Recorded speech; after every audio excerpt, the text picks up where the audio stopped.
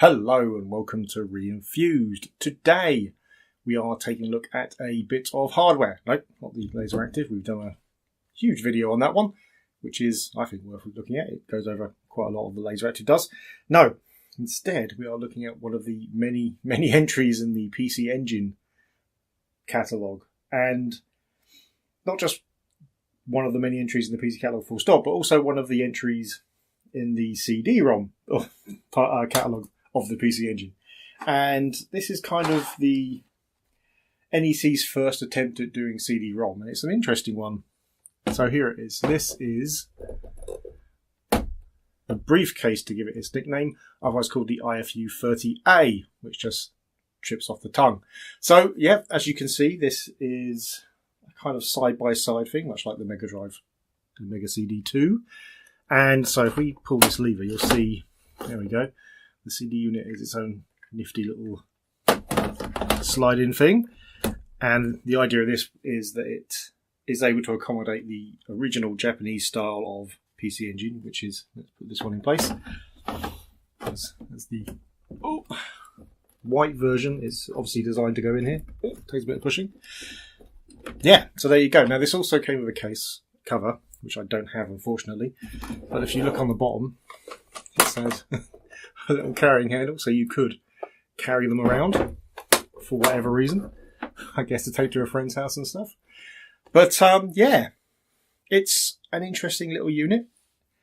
It does a few other things as well. Like one of the things it does is it allows you to power both of these off of one power unit.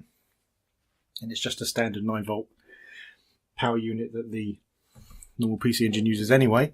But it also, especially good for this original PC Engine, which only had RF, it sticks some composite on the side. So it makes it a lot easier to use this system as a whole. So, there we go. And you'll see there's this Hue card in the PC Engine, and that's the Super System card. There are a few of these. Basically, obviously, these couldn't use CD-ROM out of the box. They were expecting a card to be in there to power on. And so this card has all of the system software that enables you to use this, and has a nice little interface on the screen as well. Now, I can kind of show you that this is not working at the moment. These are quite expensive to get hold of, unless you're very lucky. I got this one quite cheap, but again, it was missing the cover, and it was marked as not working. Now, this originally came with a grey version of the original PC Engine, the core graphics, which was this one. Actually, not this one. This one I already had.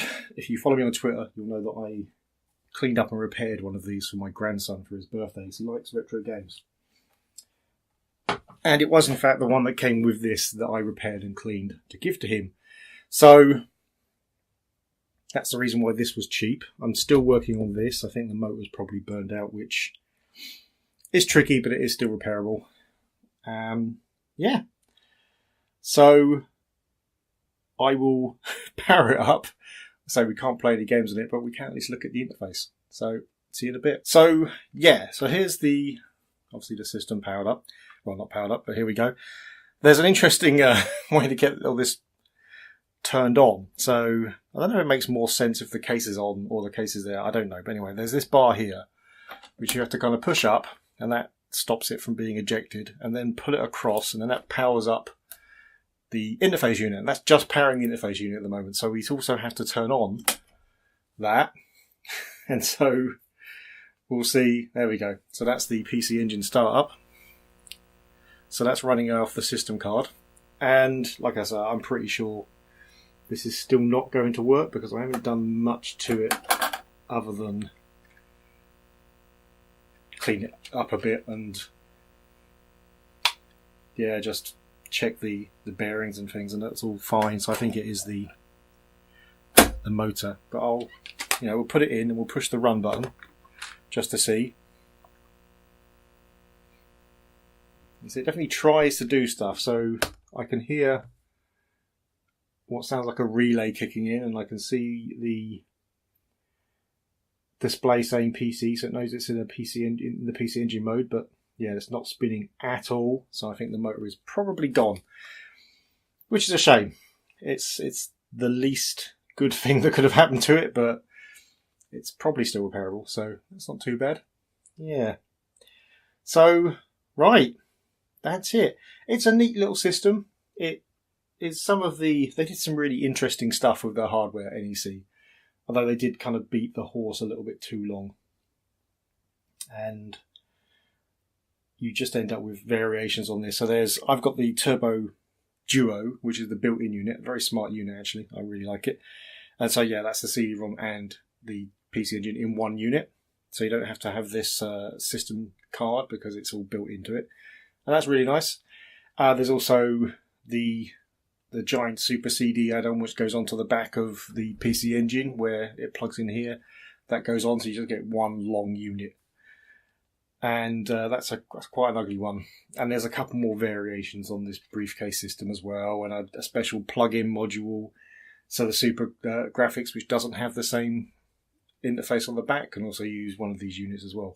So lots of variations on a theme until they got to the PCFX, which was the next generation model, and unfortunately didn't really have the tools it needed to survive in that way. Oh well. Anyway.